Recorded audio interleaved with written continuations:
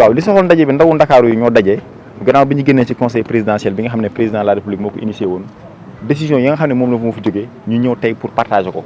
indi madame le ministre de la jeunesse boo xam ne nii tey bu fekkente ne dañuy wax naan conseil présidentiel moom mi nga xam ne moo ko organisé woon ay son département amul kenn ku ko gën a yeyoo ñëw toog fii waxtaan ak ndaw ñi pour wax les conclusions du conseil présidentiel loolu moo tax tey ñu organiser ndaw li ñu organiser jotaay bu mel nii di fàttali tamit ñun ay acteurs politiques lañu ñoo xam ne suñu leader mooy le président Macky Sall donc bu ñu amee leader bu mel noonu nag muy jéem def kéemtalaay kàttanam ci réew mi ndaw ñi nga xam ne ñoo bokk ci moom bokk ci parteem li leen war mooy lépp loo xam ne ay décision la yoo xam ne ni président de la République jël na ko wala ku mel ni gouvernement wala ñeneen ak ñeneen ñun ñu vulgariser ko yóbbu ko suñu ay communes parce que umpalewu leen ne conseil présidentiel bi ñëpp nekkuñu fa woon waaye tey ñi nga xam ne tey nekkoon nañ fa dajale nañ ñi nga xam ne nekkuñu fa woon ñu dajeek ñoom te ñu dajeek ñoom tey ñu lancé waxtaan bi te ñun tamit bu ñu génnee gox yi ñu dëkk tamit ñu jàllale ko fa pour que ñëpp mën a xam ne conseil présidentiel bi lu am solo jóge na fa te ñu jëmee fexe moom loolu nga xam ne moom la ñu président jox parce que ñëpp xam nañ ne ndaw ñi ñoo fi nekk ay xew-xew am na ci réew mi président de la république jël kàddu wax ak ndaw ñi gouvernement am ak képp koo xam ne mi ngi ànd ak moom ci wàllu politique xam nañ ne ndaw ñi tey war nañ leen jël en charge looloo waral nag action yi yëpp di am te ñun aussi lii suñu wàll li suñu responsabilité en tant que ndaw tamit mooy ñu vulgariser li nga xam ne moom la président taxawal. léegi nga def si tuuti rek maanaam ci wàllu emploi yi nga xam ne bi tamit ndaw ñi ñu ngi koy joytu par rapport ak financement yi au niveau de la DER ak fonds président de la République déjà taxawaay bi nga xam ne bi tamit ndaw yi war nañ ko ci jot. waaw président de la République déjà annoncé na 65 000 emplois tey wax na ne dina jël 450 milliards daf ko ci wàllu ndaw ñi mooy emploi ak insertion ki demee noonu fii rek ñetti at déjà at mi rek nee na 150 milliards lay génne wax na tam recrutement 65 000 ndaw donc tey la question de la jeunesse ñu ngi koy jël en charge benn mais ñaareel bi ci topp mooy li ci am solo mooy tey bu ñu toogee ba ndaw ñi tey war a jël seen ay responsabilité ñu xamal leen ne tey am na ay structure de financement man wax naa ko tout à l'heure am na ay sénégalais yoo xam ne xam naa leen politique guñu bokkuñu ci benn parti politique teg nañ seen ay financement les structures de financement financé nañ leen kon ndaw ñi bu ñu jàpp ne lii ay ndaxe mbaay la li ci am te muy dëgg mooy ku ci nekk ci ñun da nga war a jël ses responsabilités nga dem ca ñooñu nga xam ne ñoo wàllu woowu ñu wut ay information fexe jëriñu ci loolu parce que pour ndaw ñi la du pour mag ñi mais ñun nag ñoo war a jël suñu responsable parce que président de la république teg politique rek la mën mais politique bi pour mun ko appliquer ña ko moom ñoo dem jëli ko parce que tey ñu ngi wax naan ay maison de la jeunesse ñu ngi wax ay guichet unique ku ci nekk tey fa nga toog sa gox war nga fa mën a am ay information pour mën a jëriñoo ci li nga xam ne mën nañu wax mooy ci li nga xam ne mën nañu mën a wax c'est bon. léegi suñu ñëwaatee foofu ñu gis ñu yéen seen parti chaque fois am na suñu mag ñoo xam ñoom ñoo leen jiitu. chaque fois dañuy sànnante ay xeer. te pourtant yéen yéen a bokk même benn formation politique lan nga mën a wax ci loolu. loolu ñaari mbir rek laa ciy wax d'abord ay kuréel entre responsable ñun suñu yoon nekku ci. d'abord ay kuréel entre responsable ñun suñu yoon nekku ci benn mais ñaareel bi duñu rafetlu mukk responsable buy jóg di dal ci beneen responsable parce que président de la république santu leen loolu président de la république amul jot boobu tey ay nit bu ñu bokkee équipe dañuy fexe gagné ay nit bu ñu bokkee équipe dañuy fexe jàppalante doolalante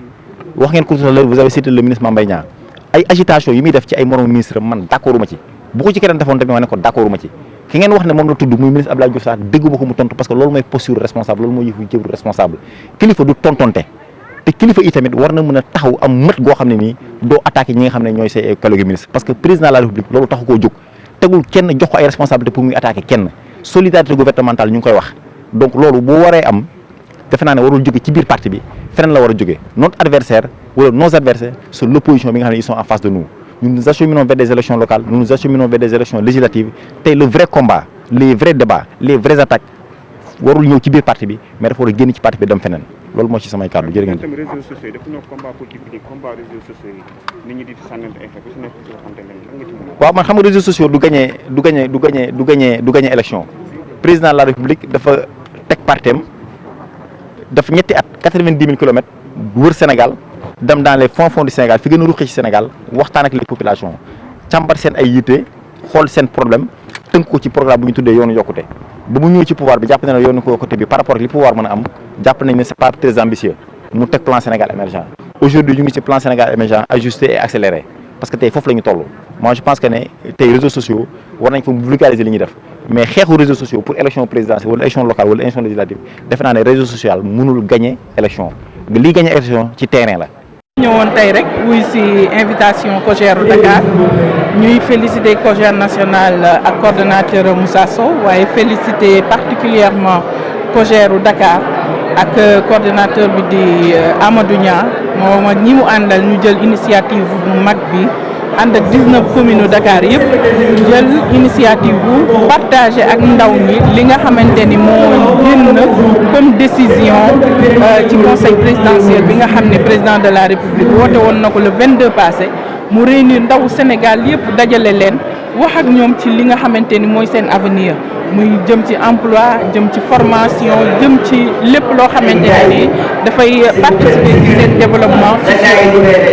tey nag li Cojer de Dakar def dëgg la dañoo tàmbali ci Dakar mais dañ ko war a tàllal mu yaatu ci département Sénégal yëpp donc ma ci ñaax ndaw yëpp ñu def ko muy ndaw Sénégal yëpp rawatina ndaw ñi nga xamante ni ñoo bokk ak président Macky SALL parti bu nekk lu rafet loo xamante ni en tout cas rafetlu nañ ko bu baax te fu ñu ci woo incha allah bu ñu ko jot gi maye rek dinañ fa teg s'il vous plaît ñu ngi leen di ñaan ngeen dellu toog ñu continuer manifestation bi s'il vous plaît. waaw li ma wax defe naa leer na te moom la président Macky Sall wax parti dafa am la nga xamante ni daf ci am solo muy solidarité tey ki nga xamante ni mooy attaqué militant wu APR bi warul nekk kii nga xam ne mooy militant wu APR bi dañu war a boole suñu doole suñu ennemi wala suñu adversaire nekkul ci biir parti kon nañu boole suñu doole boole suñu xalaat si défi yi nga xamante ne ni moom nañu jàkkaar lool am nañu ay élections yu jëm suñu kanam suñu objectif tey mooy APR rester au pouvoir pendant des années ñu reconquérir mairie ak li nga xamante ni tamit mooy assemblée nationale te loolu dafa am solo bu ñu boolewul suñu doole boole suñu xalaat duñ ko mën a def te lu ci ëpp bu ñuy sànnante xeer wala ñuy waxante lu ñaaw ndaw ñi nañuy utiliser ñuy ñaan ndaw ñooñu nag ñu am prise de conscience su nga xamante ni dina leen permettre ñu xam ni défi yi ñu jàkkaar lool gagné élection la dëgg la mais ñoom ñu bokk ci liste yi doon ay conseils municipaux mais pourquoi pas nekk ay maire tey parce que nag ay jeunes yu responsable nañ ils sont suffisamment formés pour jiite ay li nga xamante ni mooy ay collectivité te loolu lañu ciy xaar ci ndaw ñi ñu leen di ñaan ñu boole seen doole bañ a xeexante bañ a sànnante xeer ci réseaux sociaux yi parce que mag ñi leen koy sant tey buñ ko defee ci bëccëg gi guddi gi ñooy ànd naanandoo ataaya bu ñu nam lool. waaw jërëjëf maa ngi leen di sant bu baax di leen gërëm yéen taskatu xabaar yi di sant ndaw ñi nga xamante ne ñoo ma wër di les jeunes ici à Dakar di ci féliciter bu baax ki nga xamante ne mooy Amadou Niang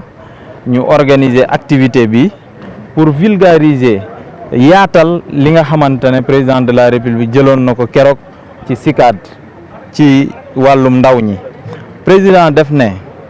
kaay leen ñu waxtaan yéen ndaw ñi mu jël Sénégal gi yëpp 45 départements 14 régions mu jël temps am nag jox ñëpp kàddu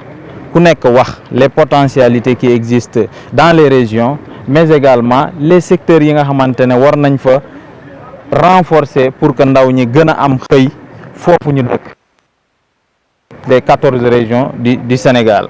ñu féliciter président ci décision yi nga xamante ne ci ndogal yi nga xamante ne jëloon na ko foofu parce que dès le début daf ne dama leen di jagleel 450 milliards xamante ne programme lay doon xëyu ndaw ñi ci biir 450 milliards yooyu dès le mois de la fin du mois d'avril le mois de mai déjà këyit yi nga xamante ne wala lépp li nga xamante ne wër na autour de cet instrument là dañ koy mettre en place pour que mbir mi commencer donc c'est urgent mu jóge foofu jël 65 emplois yi nga xamante ne 65 000 emplois yi nga xamante ne war naa jógee ci appui bi nga defal na ko ndaw ñi 65 000 emplois dans le mois de mai déjà day commencer donc lii nga xamante ne daar la donc ñoo ngi ko ci féliciter parce que moom dafa déglu ndaw ñi ne comprendre naa leen maintenant il a agi pour donner des solutions des pistes de solutions mu jógee foofu mu ne ndaw ñi il va falloir dans chaque département ma defal leen foofu pôle emploi c'est important ça nous permettra d'avoir une base de données au niveau national chaque département am pôle emploi am chaque département dinañ xam ndaw ñi fa nekk ñoo xamante ne ñoo ngi laaj emploi loolu c'est quelque chose d'important parce que ça nous permet de maîtriser la jeunesse ça nous permet également d'avoir et d'agir sur cette base de données au niveau national loolu ñu ngi ko ci sant bu baax di ko ci féliciter di ko wax ne rek ñun ndaw ñi pare nañ pour accompagner ko pour gën ko gunge concrétiser li nga xamante ne moom la nammal xale yi nga xamante ne ñoo ngi biir réew mi di lancer un appel nag du rek les jeunes du pouvoir mais les jeunes de l'opposition les jeunes ñi nga xamante ne société civile lañ bokk ñëpp nañu laxasaayu ñun ñëpp ñu booloo nekk benn xam ne Sénégal duñ ko paccoo dañ koy pencoo ñun ñëpp ñu taxaw ne bravo au président de la République ñu jàpp ci li nga xamante ne proposé nañu ko pour que véritablement ñu am solution ci li nga xamante ne c'est une problématique mondiale du rek Sénégal mais c'est partout donc looloo tax ñoom Amadou Niang ak ñi mu àndal ici à Dakar ñu organiser lii pour xamal ndaw ñi li président de la République nam ma defal jeunes yi donc ça c'est important maa ngi leen ci féliciter bu baax di leen ci gërëm. am na ñoo wax aussi participation de jeunesse yi léeg-léeg dañuy gis ni du faral di bari laa leen nga porter combat boobu. waaw combat boobu dama koy porter avec beaucoup de plaisir parce que quand je le porte pour la jeunesse je suis en train de le porter pour moi-même en réalité je suis en train également de le porter pour Sénégal ci boppam parce que nee nañ ndaw ñi ñoo fi ëpp solo ndaw ñi ñoo fi gën a bare donc ci biir liste yi aussi dafa war a refléter la réalité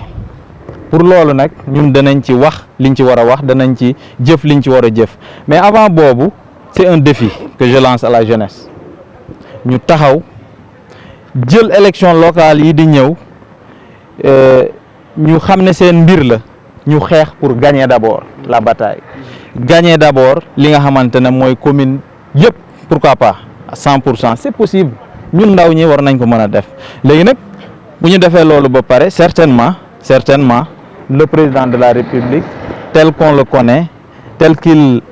estime sa jeunesse danañu defal loo xamante ne si wax dëgg yàlla dina sax weesu suñu njort parce que ñun bu ñu xeexee xeex bi pour ñu dugg ci liste day yomb te ñun ñëpp incha allah danañ taxawaay boobu te dinañ ko xeex incha allah pour que ñun ñëpp ñu dugg ci liste yooyu la pourquoi pas des maires jeunes c'est possible des maires jeunes pourquoi